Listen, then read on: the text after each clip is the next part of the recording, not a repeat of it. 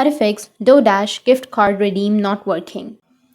So if you want to fix the Doordash gift card redeem not working, then what you need to do is first you just need simply open up your Doordash and you can sign into your account and try redeeming. If it doesn't fix, you can just remove the application from your background and relaunch it. But if that still doesn't fix, then you just need simply tap and hold on to the application and go with the app info section. Now under app info, you will have a force stop if you're using your Android, and you will have offload app if you're using your iOS device. So you just need simply tap on the force stop or offload app section, and once you go with it, then your problem might be fixed. Or you can just simply scroll down, go with storage and cache, and you can just remove the cache and the storage.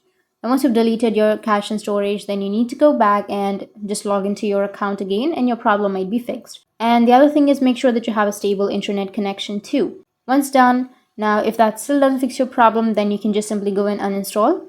Tap on uninstall. Once you uninstalled, again install it from your app store or your Play Store, and you can log into your account, and that will fix your problem. That's how you can fix Doordash gift card redeem not working. And if you have any questions, feel free to comment below. Thanks for watching.